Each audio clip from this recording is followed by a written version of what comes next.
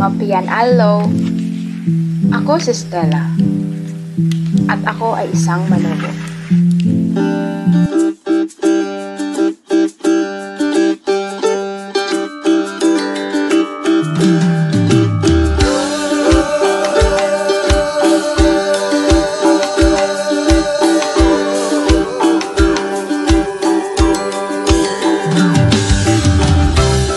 Ang salitang manobo ay nagmula sa salitang mansuba na nangangahulugang tao mula sa ilog. Karamihan sa mga manobo ay naninirahan malapit sa mga ilog at ang kanilang kultura ay malapit na kaugnay sa kalikasan, partikular na ang ilog na nagsisilbing pangunahing pinagkukunan ng kanilang kabuhayan. Pagmasdan ng bundok ako, pinagmamalaki.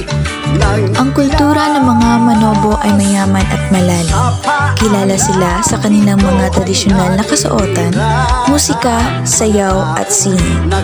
Ang kanilang ritual ay madalas na konektado sa agrikultura, pangangaso at kalikasan. Ang ilang kalikasan sa apo masusumbungan. Ang mga manobo ay patuloy na nagsusumikap na ipreserba ang kanilang kultura at ipaglaban ang kanilang mga karapatan, lalo na sa harap ng mga banta ng modernisasyon at pagkasira ng kalikasan.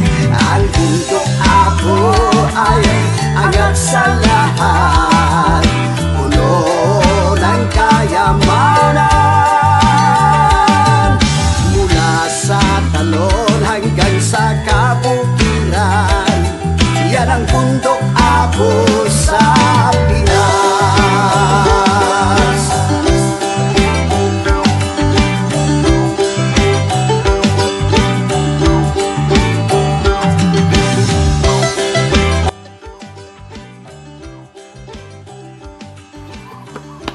Alam niyo ba na ang agong ay isang instrumento na ginagamit ng mga Maguindanawon, Maranao at Manobo? Ito siya guys. Ang suroy ay isang uri ng instrumentong gagamitan na gawa sa kawayan na may walong string.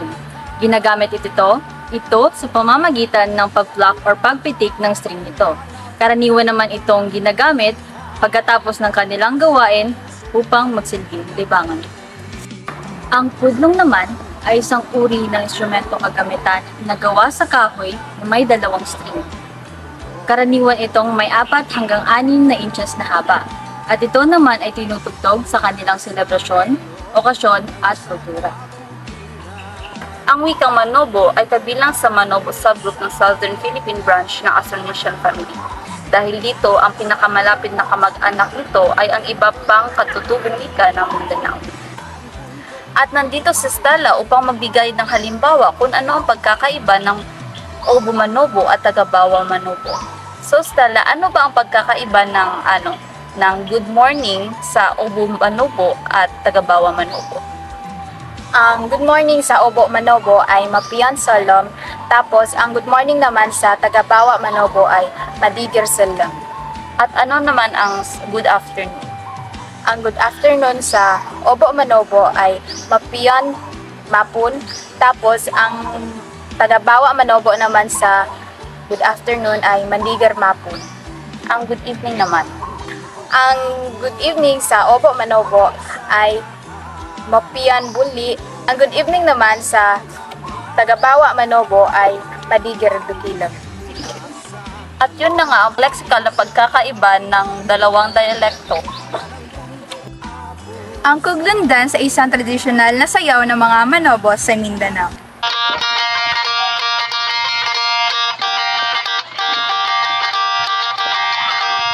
Pinapakita sa sayaw na ito ang kanilang kulturang musikero, particular sa paggamit ng kuglong o isang uri ng dalawang string na instrumentong kahoy na kahawig ng gitara.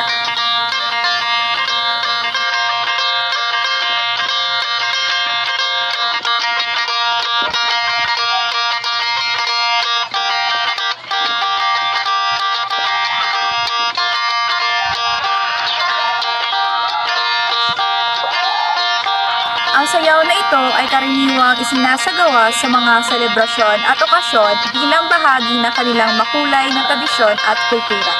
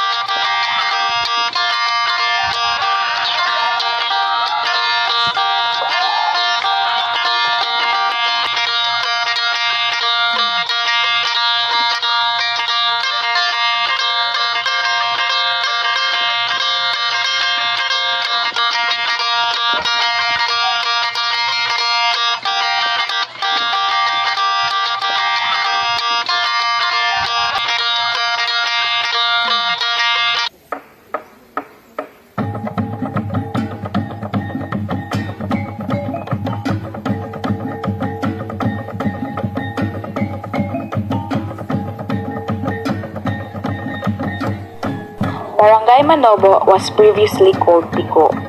Tiko is a word in local language used to describe the crooked creeks that flows within the area. The name was later changed to Manobo by the former captain, the late Rolando M. Pilonio, to signify that the barangay is the home to the community of Obo Manobo. Manobo was formed in 1969 through the guidance of Rolando M. Pilonio and was later recognized as an official barangay of Magpet in 1972. Ang dinugdog na pagkain sa kultura ng mga Manobo na karaniwang inihahanda sa pamamagitan ng pagluluto ng pinaghalong iba't ibang sangkap. Ang pangunahing sangkap ng dinugdog ay karaniwang mga root crops tulad ng kamote, balinghoy at saging na pinakukuluan at pagkatapos ay dinudurog. Maaaring idagdag ang iba't ibang mga pampalasa at sahog tulad ng niyog upang mas maging masarap at malasa ang pagkain ito. Ginhawa sa pusong may hinagpis. Ang tundok ako ay angat sa lahat.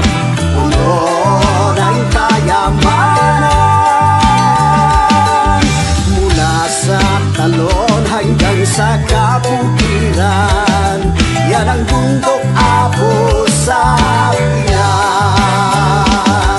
Kahit saan mang sulok ng mundo, ang bundok ako ay kilala. So, gastronomiya ng mga Manobo. So, ang una ay ang Tinuvidno Tubo or ang sugarcane coffee. So, ayon sa aking pakikisalamuha sa aking nanay, ang sugarcane or ang tubo ay kadalasang kinukuha nila doon sa bandang hulihan at ang proseso nito ay una, binabalatan muna nila ito at hinihiwa pira-piraso. Pagkatapos ng paghiwain nila ay hinuhugasan muna nila ito ng tubig at saka pinipiga gamit ang kahoy. At pagkatapos nilang pigain ay nilalagyan nila ito ng kaunting tubig para iwas diabetes. At ito ay sinasalang sa mainit na apoy gamit ang kaldero hanggang 5 to 10 minutes. At pagkatapos nito ay pwede na itong inumin. So ang ginagamit nila pag piga na sugarcane or ng tubo ay kahoy lamang. At ginagamitan nila ng dahon ng saging para doon dumalog ang katas. Susunod naman ay ang linutlot na bakbak o ang palaka na niluto sa loob ng kawayan. So this is a way of cook. It's a tribal way of food ng mga Manobo. Hindi lang palaka ang niluluto nila minsan sa loob ng kawayan, kundi minsan ay manok. So bago nila ito niluluto or sinasalang sa mainit na apoy ay tinitimplahan muna nila ito, like nilalagyan ng gata, ng luya, ng bombay at ng iba-iba pang mga ricados na kailangan para ito ay masarap kainin.